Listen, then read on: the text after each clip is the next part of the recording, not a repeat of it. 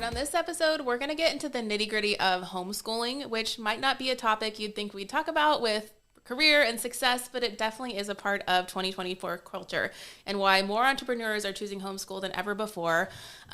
We've recently decided to go down this journey, and I'm going to share just some fun statistics with you, and then just like our personal story with school and what it's been like here in Hawaii, and the crazy amount of moms that I've met in the last 2 weeks who are also choosing to homeschool or at least thinking about it and about to take the plunge. So a lot of good takeaways from today. I hope you guys can take a pen and take some notes if this is something that's already been planted in your mind. So quick recap of who I am. If this is your first time falling into the channel or on the podcast, my name is Marina Tolentino, and I'm a real estate agent by trade. So I've been doing this, I'm going on year 4 now, and I help about 22 to 25 families a year either buy or sell a home. I help manage a team of agents here in Hawaii. And then I also have a honey company called Tolentino Honey Co. So I manage that as well with my husband. We have about 75 beehives on the west side of Oahu. And we really just pride ourselves on giving back from the land what is so good, which is our raw honey.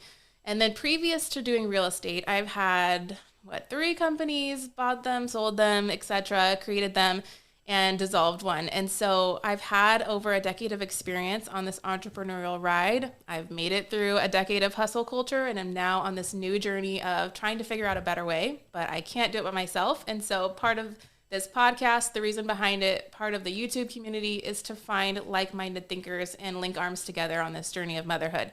So let's kind of dive into homeschooling. So quick background. I actually have a bachelor's degree in science of human development with an emphasis on early childhood education and a minor in special ed. So technically, I could be a certified preschool teacher should I choose to. I did this right out of college for about 6 months in Portland, Oregon. Loved it, but also could instantly see the burnout in every teacher's eyes. And I just knew like motherhood was a calling of mine, and I didn't want to waste all of my good mothering years. Not waste, but like use them up essentially on other people's children. I wanted to use the skills that God had given me, the passion that I had for children on my own children.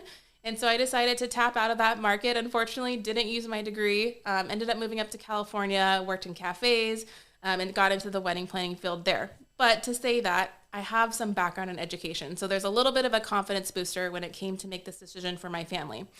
And then over the last, I don't even know, 6 months, I've been having this like tug and pull in this calling to bring my 3rd grader home. So let's quick backtrack on where we've come through. So preschool age, starting at age 2.5, we put our son into a public preschool, I guess you could say. And he went there for 2 years, loved it. He was very well advanced. By the time he graduated preschool at age 4, he was already doing his whole alphabet, could write his name, doing really well above and beyond. The teachers were giving him homework because he just loved to write. And so we thought, yes, we have this special student going into kindergarten. He's going to be amazing. And sure enough, he is amazing. But he was kind of advanced for entering kindergarten. Then we decided to put him into a private Christian school. Did that for K through 2, or part of 2. And that one was an interesting one. It's a very small school. So K through 2 was about 8 kids, and their teacher was the principal. This is how small it was. But he got a good experience of a traditional school setting, although smaller. So that was really great. We did enjoy it. There was a couple of issues, but we just kind of glazed over it because we understood he was getting good attention for the classroom size, and had a great time with his friends. So lots of socialization. But there was tuition associated with that one. That was the only con. Then fast forward this last 2 years, we put him into public school, a little bit farther from home, and it's been a wild ride is all I can say. So transitioning into 2nd grade out of the smaller school, we instantly went from 8 kids in a classroom up to almost 25 kids in a classroom. In the 2nd grade, there was 280 students, so hundreds and hundreds of students per grade level. And now he's just a number is what we felt instantly. So there's one teacher assigned to 25 kids with all ranges of behaviors and backgrounds. And I think in 2nd grade, we had a better experience. I really enjoyed his teacher. I felt a lot of heart and compassion, and there wasn't very many behavioral issues. But then fast forward to 3rd grade, which is where we're at today, there's been a number of things going on at school. So more exposure to, negative behavioral issues where it's excused because the kid is labeled with behavioral issues. There's no discipline associated with it, like punching and hitting and kicking and slapping, like very violent actions. And people just say, oh, boys will be boys, or that kind of thing. There's also been a number of other things that I'll get into. But now, I mean, we just kind of had this issue 2 weeks ago where something else happened at school. And it was kind of the straw that broke the camel's back on my heart. And I just couldn't even fathom putting him into public again for another day. And so within 24 hours, I had turned in my paperwork to the public school and just said, hey, here we go. Here's our notice to homeschool. And you guys, I had no plan. And I wouldn't advise that this is the way to do it necessarily. But I will say it was such a strong pull and tug on my mama heart, that gut intuition, that I just knew this is the right thing for this season. And I'm not saying that everyone should do it this way or that it's right for every family, but for us in this season, this is what we've chosen to do. So then I went into, 6 to 7 nights of almost all-nighters trying to learn everything I could about homeschooling today. What are all the options? What are all the curriculum? Got totally overwhelmed and super emotional. And it wasn't until I talked to a friend that next day who has 5 girls at home and is homeschooling them all and does a successful business that I was like, wait a minute. It's actually not that hard. I totally made this up in my mind and this would be this impossible situation. But the real truth is there are families doing this and have been doing this for generations and decades and with more than one kid for years and years and years. And so all I had to do was connect with a couple of women who gave me really good encouragement and permission and grace to just do it slowly and do it our way. There's no one right way to homeschool. So before I go, or I guess I will just jump into this now.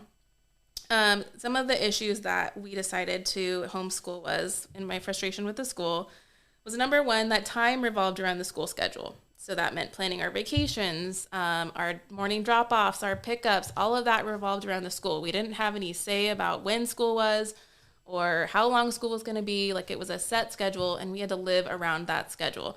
So if we just take that analogy with entrepreneurship, I am never going to be an employee again, to be honest. I love my freedom. I love my flexibility. And this was one area of our life that I just felt like I didn't have control. The school had control over his day, and I had to abide around that. And it just was this friction point in our family. Number two was that I missed him, to be honest. So he would take the bus. He would wake up at 5:30. We'd walk outside by 6:15, and he's on the bus by 6:25 a.m. Then he goes to school. He gets out of school. We had him in an after-school care program, and I'd pick him up by 5.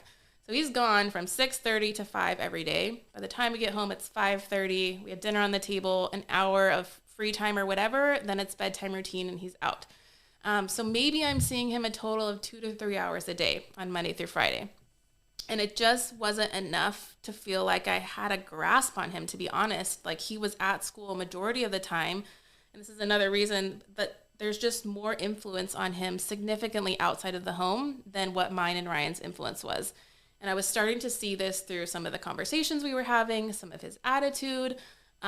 He's just being shaped by other people. And it was just something that my heart was wrestling with, that, hey, I don't know if I align with that anymore. And in this season of life, I'm not in a mentality where I need to basically put him in a box so that I can take care of business. But now I'm in a season of mothering is more the bigger priority, I guess.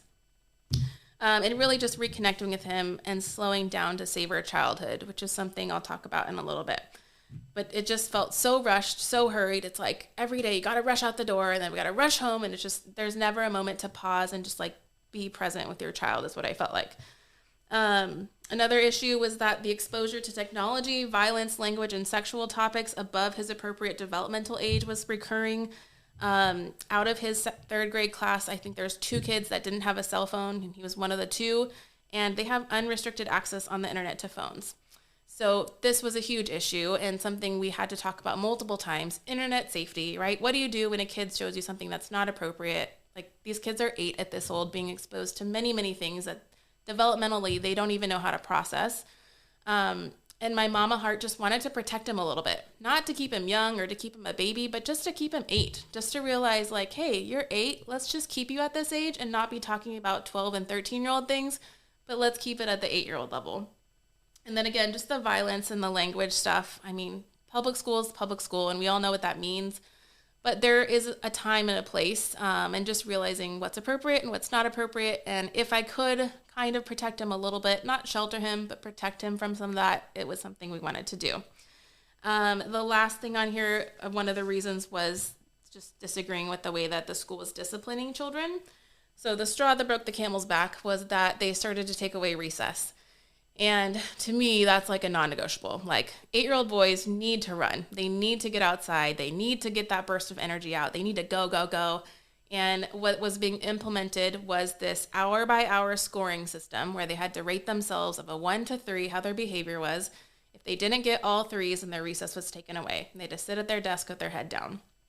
And that was it. I was like, nope, we're done. I got super emotional about it. And like I said, without a plan, we just decided we're going to figure this out as we go and go from there. So let me just share some Instagram reel statistics that I found. I found this reel that went through it. And then I did fact check it last night of like, what are the real numbers? So in 1970s, there was 13,000 homeschoolers, which is like not that many. That's a very, very minute part of the population, right? And we have to remember the big push on public schooling really happened the 30s through the 50s. So these are kids of the 70s, right? 1980s, there's now 200,000 homeschoolers. 1990s, there was 850,000 homeschoolers. By the 2000s, there's 1.5 million homeschoolers. By the 2010s, there's 1.7. And by 2020s, there's 5 million homeschoolers, or about 6 to 7% of American children. So in the last 6 years, we've pretty much like more than 50, like, I don't even know how many times X that is. 1.7 million up to 5 million, like a huge jump. I think 2 to 3 times growth. And what I'm noticing, and I don't know if this is God orchestrating it in my life, but once a day almost, or every other day, I'm meeting another homeschooling parent just through the woodwork or through a DM, and they just happen to drop that they homeschool. And I'm like, wait, what? You too? And I never would have guessed. They have this super successful business. They're very well known. And lo and behold, they're doing the same program in their family. Or I just guessed out of the blue to do this curriculum because I watched a YouTube video, and then my friend is doing the same curriculum. And it just is so many things aligning in puzzle pieces that it's really inspiring and encouraging to keep going. And like I said, we're only on week 2 of this, so this is very new for our family, but already I'm so encouraged to keep going. And then I just want to roll through some fun statistics. So Business Insider had this article titled, "Homeschooling Could Be the Smartest Way to Teach Kids in the 21st Century." And the reason why is this: research suggests homeschooled children tend to do better on standardized tests, they stick around longer in college, and they do better once they're enrolled. So if one of the things holding you back, or the stereotype, is that homeschooled kids aren't as smart, or they aren't going to do well in college, they aren't going to get into admissions, that's completely false. There's actually another article that I found last night that said admissions is actually targeting homeschooled children. They want more homeschooling children in their colleges for those reasons. And so I think that's an interesting fun fact. Another one I found was this article titled "The Opinion on How Homeschooling Became the Biggest Trend in American Education." And again, this goes back to those figures that students increased 51% in homeschooling between 2017 and 2023. So a 51 increase in that. And part of that is the pandemic, but it stayed on. It's not like it dropped back off after 2021, 2022. This is the fastest growing rate of homeschoolers we've ever seen in history in the last 100 years. And you have to question why that is, right? What is happening in public schools and private schools that's making more and more families choose this way to educate? Another statistic was that Psychology Today published a piece in 2021 that said most studies find that homeschooled children tend to have a higher college GPA than children from conventional schools. And in addition, most studies have found no difference between homeschooled and conventional students in college grad rates. So again, that myth that, they're not going to be educated well, they're not going to have good success rates in college is completely false. According to the National Home Education Research Institute, homeschoolers typically score 15 to 30% higher than public school students on standardized tests. And the average score for homeschoolers ranges between 85% to 87%, while public schoolers only score around 50%. So even though these kids are at home, they are testing way better than public schools. Another fun fact was that 98% of homeschoolers tend to participate in an average of 5 extracurriculars a week. That's a lot of activities. So studies have shown that homeschooled students are more likely to participate in these extracurriculars than traditional schools. And one of these reasons is because they have the time to. So one of the things I'll go into later is the 2-hour school day, which leaves a whole rest of the day to do fun stuff or things that are interested by the child. So if we're doing 5 extracurriculars, that's a lot of things that this child can be learning outside of the books, right? It's extra exposure. Another one said 87% of peer-reviewed studies on social, emotional, and psychological development show that homeschool students perform statistically significantly better than those in conventional schools. So their mental health is better, 87%. And then if we think about history of schooling, and this is something I've kind of dove into with the books on the binging at night of like, what is the history of school? What did it look like 100 years ago? We have to remember that in 1905, J.D. Rockefeller started the General Education Board. Shortly thereafter, Carnegie, Guggenheim, Mellon, Morgan, and Vanderbilt joined his efforts, and their strategy was to keep the working class from controlling public education. Before public school was created and made mandatory, everyone was homeschooled. Okay, so let's just perspective shift. 115 years ago, everyone was homeschooled, and it wasn't until Rockefeller and all of these billionaires, these entrepreneurs, decided to put this education board together to create workers. I went deeper dive into this, but then we go into Bill Clinton in the 2000s passed another bill that talked about creating the working class and keeping them poor. It's not to keep them poor, but literally to keep them in middle class. Like public education is for middle class workers. And so when we think about that, you have to question, if I could choose any way, how would I choose it? If I could do school anyway, how could I choose it? It just gets more and more fascinating the more I dove into this. So fun, famous people who are homeschooled, if we want to know, people like Tim Tebow, Justin Bieber, Thomas Edison, Venus and Serena Williams, Theodore Roosevelt, the Jonas Brothers, George Washington, Abraham Lincoln, the list goes on. And even Elon Musk is homeschooling his children. He sees it as a way to encourage his children to think critically outside the box and pursue unconventional paths. So all those people, those are obviously historically famous people for good reason, but they enabled them to pursue their interests. When I think about these are people who have specialized crafts like music or like sports, and it enabled them to do school in their way. When I was deep diving into this, I'm sure you're thinking, well, how do I even figure out if this is right for me and my family, right? Like, how do I make this choice? You got to do your own research, number one. So I went deep dive into a couple of books. One that was highly recommended is called The Call of the Wild and Free, which is right here, actually. So this one, super good. And I wanted to read a little excerpt out of it at the end of this episode, just so you can kind of get a mindset shift of this one. Super good. She talks about the history of schooling. She talks about their own experience, a lot of the myths and common disbeliefs about homeschooling and what it's actually like. And again, just taking it out of the mindset frame of a minivan of 6 kids with jean skirts into 2024. Like with technology today and with social media, there's a whole different world out there of ways to homeschool. And that's what's really exciting. Another one was Teaching from Rest, which is a really peaceful book to read. I'm halfway through it right now. But it's so much grace and so much permission to just slow the heck down and to be like, hey, we can do it in an hour, or we can do it in 2 hours, and we can do it on a Monday, or we can do it on a Wednesday. And you really have to unschool your brain a little bit to wrap around this, but it's a great inspirational read to say, this is how one family's doing it, and you can do it another way too. There's no right one way. The third book is called The 4-Hour School Day. Again, super, super good. It's a quick read, just talking about all these activities you can do in just a short amount of time. It really doesn't take 8 hours of schooling a day. So if that's you and you're like, okay, Marina, you've convinced me public school is the enemy, and it's not the enemy, but it's to say there are a plethora of ways to do this. And I just want to say, I understand not everyone can afford to homeschool, not financially, but with time or with their career at this time. Like I say, with everything, there are seasons for everything. There's a time for everything. But if this is a call in your heart, I really encourage you to dive deeper and really seek internally what is best for me and my family. It's one of those mama gut things. And if you think about when your kids were little, right? When they were in diapers, you knew them inside and out. You knew what an expression on their face meant, what kind of poop they were having. You knew when they were going to sleep and when they were going to be awake. You knew everything about your child. And I bet you today, if they're going to public school, you've gotten pretty disconnected from your children because we're just not with them very much. We got them in the morning when they're sleepy, groggy, cranky, and we got them at night when they're tired, exhausted, and mentally fatigued. It's not the best of your child either. So just realizing there is hope and there is a better way to do it if you have the capacity to do it and it's right for you and your family. So if you're ready to get started, I would just made a quick list of things I would do for you. Number one, understand the 2-hour learning principle.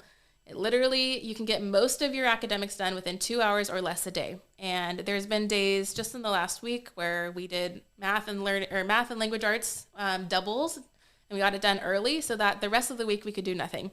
And there's been times where we got all the spelling done on a Monday, so we didn't have to do it the rest of the week. So again, you can do this however you need to do it. But because you have less distractions at home than you do in a classroom, you can literally focus on understanding each subject super thoroughly instead of just memorizing and binging information. So my son told me yesterday when we were doing math, we got through it in 20 minutes. And he's like, that was so fast. We got through 4 pages. And I was like, yeah, what do you expect? And he's like, well, at school, it takes us an hour to go through one sheet because the teacher literally goes problem by problem. And she asks the students for the answer, then gives the answer. So for the students who are not raising their hand, volunteering for the answer, the ones who are just listening just write down the answer and they're not learning anything. But they do the entire worksheet, problem by problem, with the entire 25 kids, and it takes them an hour to do one sheet. Versus with him, if he knows the answer, he can just go as fast as he can. I mean, as long as he's getting it right, and we just rock and roll right through. So it's a totally different way of doing this. Another thing with the 2-hour learning, one of my objections was like, hold on, wait, okay, so we're going to do school in 2 hours, but what the heck do I do with him the rest of the day, right? Like, that's your biggest question. How the heck am I supposed to watch him? I have businesses to run. I have things to do. I have errands to run. I want adult time too. It's playtime, actually. So there's a huge emphasis on play. Unstructured playtime is critical. And really teaching our kids how to be bored again and get creative is a huge, huge part of this process. And so they should be outside. They should be in nature. They should be outdoors. They can be doing play dates and group things if you want. A big thing with our household is I'm getting him back into taking care of the house. So he's doing chores with me. He's learning how to cook. He's learning responsibility. Whereas before he was gone all day. And so I just did it all because I didn't want to put chores on him once he got home and had an hour at home at night. Like, I just did everything. Now he has an opportunity to do life with me, which is a totally different experience. And we've been busy. Like, I gotta say, there isn't much downtime with homeschooling. He is doing life with me. He's going around. Yesterday he came to a showing with me. He stayed in the car for like 10 minutes, but the windows were down. Like, it's fine. He's 8.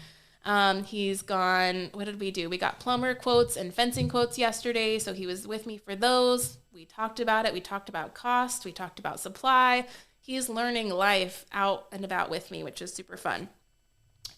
You got to have backup plans for childcare, obviously, for when you need to be child free.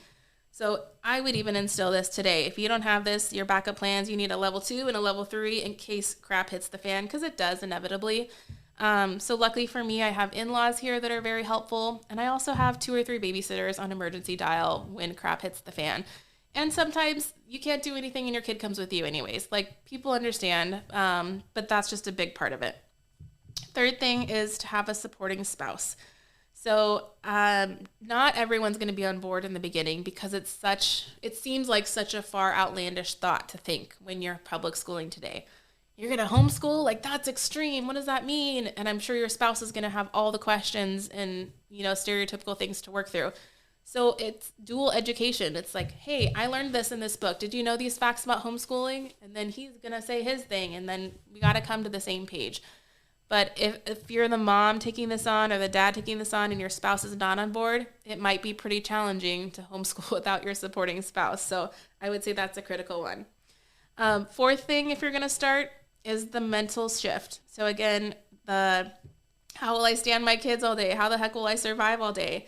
It's a shift to think, I get to be with my kids each day. I get to experience learning with them. I get to be the main influence in their life.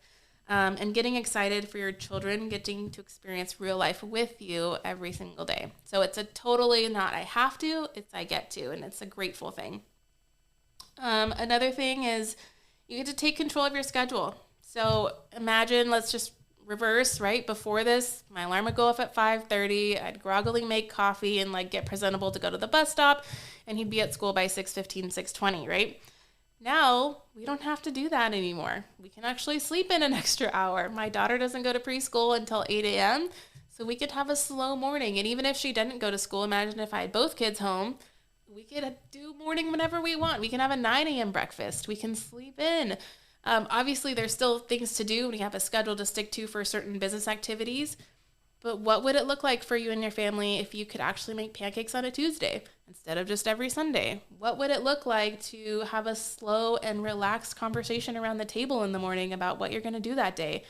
And instead of having every hour time blocked to say, hey, we have the afternoon open. What do you want to do today, buddy? What sounds fun to you? Let's do it together. It's just a totally different way of life that's been really fun to reconnect with him and be like, what are your interests? Oh, I like this too. Let's hit the museum, just totally different. Another thing is you've obviously got to learn your state rules and regulations. Every state's completely different. So in Hawaii, we literally fill in one form. The office asked no questions and was like, great, we'll send you your receipt. Like, that's all you got to do. They didn't ask for what curriculum I was going to do. They didn't ask how many hours a week I was going to do anything. It was pretty wide open for my own creative, plan. However, I think the state does require at the end of every 3rd, 5th, 8th, and 12th to take a standardized test to make sure they're at grade level. But you can choose to do this testing on your own and then submit the paperwork instead of going to the school to take the test.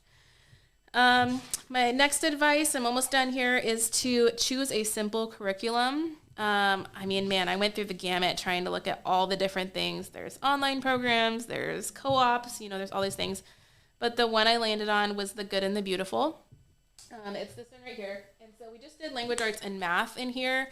And it literally teaches you, like, as the parent, read this line. Okay, student, read this line. You don't have to think about it. It's an open and go type of playbook. And really beautiful. There's a focus on a lot of art and just culture, I feel like, that we wouldn't get in traditional workbooks. I love The Good and the Beautiful for that. So we did math and language arts through here. And then I just kind of hodgepodge the rest, to be honest. So since we're moving back to the farm soon, we're super into farm stuff. So I got this farm anatomy book that's really good. Roman's been deep diving into it. Like, he wrote out over here, like, how many eggs a chicken lays, and he wrote like 260 eggs per year, and they needed like the life cycle of a bee. So he's definitely like getting nitty gritty onto this stuff, and it's self-led. Like, he's asking me, hey, can I read the farm book again? And we had lost that spirit of learning when it came to public school. Instead, it was, do I have to go to school? Do I have to do homework? And now it's like, Mom, can I read the book again? I really want to keep reading. And it's just totally, totally different. So I would just say simple, just get the basics down, like math, language arts, and probably spelling at this age. And then from there, you get to be creative with the rest. Like, history can come and go through life, right? You can get that in. Social studies, economics. He's seeing economics through my business. It doesn't have to be like a standard workbook. Okay. Organizing what you already have. So as a parent, you probably have some semblance of art supplies at your home, and then you have a pencil and a pen and eraser. That's really all you need to get started. You don't have to go crazy and get the 50-piece art set and all this stuff. That can come with time. But I didn't have to buy anything. We already had everything we needed aside from the couple of workbooks. So that's great. And then taking advantage of the free resources. There are oodles and oodles of free things online for worksheets, for guides, for videos, and just get creative with what you can for free. Okay, last step on here, and I think this is the one that I've had to work through the most, is the emotional side of it, and it's facing the fear head on. You're going to have many, many moments of WTF and like, what are we doing? Are we crazy people? Are we messing up our children? Like, what is happening? Emotions are going to run high and hot at times. There's been many tears on my side and on my son's side already, just kind of clashing and learning how to know each other again and learning his learning style and my teaching style. It's not going to be smooth like butter. It's going to be a little bumpy in the road. But I can already see like the light at the end of the tunnel, and we're already having so much fun that I'm just encouraged to keep going. But man, it's a stretch on the patience, and I know it's going to get better. But we're on the same page, and I just keep reminding him that of like, we're on the same team here. Like, this isn't being graded. You're not turning this in. This is just for mommy, and we can slow down. We can take a break anytime. We don't have to get super emotional. We don't have to destroy our pencils. Like, let's take some deep breaths, and we'll get through it together. And then really when it comes to like the parenting teaching side of it, just realizing that you are made to be a mother or father, and you are the most qualified person to teach your child because it's your child. You know them the best. Despite what your education is or your degrees are, God aligned you with this specific human to teach them and raise them up in life, and there's no one more qualified than you. Perfection isn't the goal, but your presence is. And I think that's such a gift that we underrate today, is just being present. And that's really what our kids need, right? They really just want eyes on them. They really just want the hug. They want the screen down and attention with mommy and daddy. So, I mean, with all of that said, like, there is a lot. This is a heavy packed episode with a lot of tips and a lot of things. And I might put this together into like a PDF guide for you so you can reference it back. But remember, I'm going to be sharing this kind of stuff in my weekly newsletter for the podcast. So it's a lot more personal than my Real Estate Friday email. This is going to be more on the life side of the personal stuff of, hey, this is what we learned. Hey, this is what's going on here. Hey, we're planting this at the farm this week. Like, it's going to be more of a vlog style-ish newsletter, and I'm just excited to see what comes of it. But before I wrap this up, there was a passage in The Call of the Wild and Free that I wanted to read. And it's just so good, because I think it sets the reframe of like childhood, what it was before, and how even us as millennials grew up in the 90s, and looking at 2024 today and the world we were living in just 2 weeks ago, how drastically it's changed. Okay. So it's a poem called "Oh Childhood, Where Did You Go?"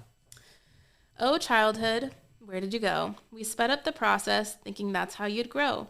Gave up fort building and climbing trees to avoid muddy hands and skinned up knees. Enrolled you in things you were expected to do, not stopping to realize it was for us more than you. Remind me, giving up daydreams was better for who? When did we quit dreaming to notice or care?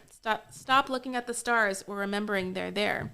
We put you on buses and shipped you away to preschools and programs and preceptors for pay. Who said that the experts know better than us anyway? You were made for summers that go on forever, getting lost in good books in inclement weather, making up stories and writing new songs, until long past your bedtime and the porch light comes on. No need to rush childhood, it goes by too fast. What you need is the time to make it all last. You belong out in nature, staring up at the sky, blowing dandelion puffs and watching them fly, turning clouds into shapes that you want them to be, fending off dragons, I see what you see. If there's only a way to be wild and free, we've read the great books but ignore their wisdom. Go our own way instead of trusting what's in them. Childhood is a treasure, a gift to behold. I am sorry to say you've been traded and sold. Oh childhood, where did you go? Oh childhood, say it ain't so. We'll bring you back home if it's the last thing we do. We'll reclaim the wonder. That's my promise to you. Okay, guys, that will wrap this up. I'm on the journey. It's fresh, and I will keep you posted as we go. But thanks for tuning in on this one, and I hope it planted some good seeds. And I'll see you next week.